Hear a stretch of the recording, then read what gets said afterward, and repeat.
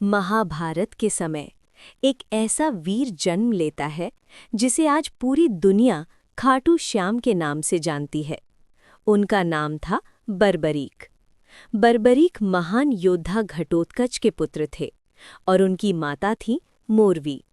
घटोत्कच स्वयं भीम के पुत्र थे। इस तरह बर्बरीक पांडवों के पोते थे। बचपन से ही बर्बरीक बहुत वीर, तेज और धर्मप्रिय थे।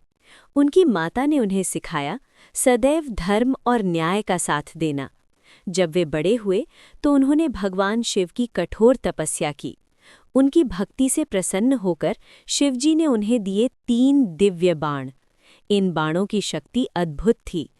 एक बाण शत्रुओं को चिन्हित करता, दूसरा उन्हें समाप्त कर देता और तीसरा वापस तरकश में लौट आता। इसी कारण उन्हें कहा गया 3 बाणधारी। युद्ध पर जाने से पहले उनकी मां ने उनसे एक वचन लिया, तुम हमेशा हारने वाले का साथ दोगे। इसी वजह से उन्हें कहा जाता है हारे का सहारा। जब बर्बरीक महाभारत के युद्ध के लिए निकले तभी रास्ते में उनकी मुलाकात भगवान श्री कृष्ण से हुई, जो ब्राह्मण के वेश में थे। कृष्ण ने उनकी परीक्षा लेने के लिए कहा कि यदि तुम इतने शक्तिशाली हो तो इस पीपल के पेड़ के सभी पत्तों को एक ही बाण से भेद कर दिखाओ। बर्बरीक ने धनुष उठाया और एक ही बाण छोड़ा। वो बाण हवा में घूमता हुआ हर पत्ते को भेद गया, यहाँ तक कि वो पत्ता भी जिसे श्रीकृष्ण ने अपने पैर के नीचे छुपा लिया था। बाण ने उनके पैर को भी हल्का सा छू लिया।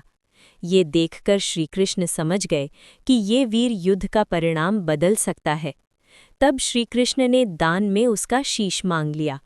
बर्बरीक ने बिना एक पल सोचे अपना सिर अर्पित कर दिया। लेकिन उन्होंने एक इच्छा रखी कि मैं युद्ध को देखना चाहता हूँ। श्रीकृष्ण ने उनका शीश एक पहाड़ी पर स्थापित कर दिया, जहाँ से उन्होंने पूरा युद्ध देखा। युद्ध के बाद जब पांडवों ने पूछा कि सबसे बड़ा योद्धा कौन था, तो बर्बरीक के शीश ने उत्तर दिया कि मैंने केवल श्रीकृष्ण के सुदर्शन चक्र को ही युद्ध करते देखा। इस बलिदान से प्रसन्न होकर श्रीकृष्ण ने उन्हें वरदान दिया कि कलयुग में वे श्याम के नाम से पूजे जाएंगे। समय बीता, उनका शीश खाटू धाम में स्थापित हुआ और तभी से वे कहलाए खाटू श्याम। जो हारे का सहारा बनता है वही सच्चा वीर होता है। जय श्री श्याम।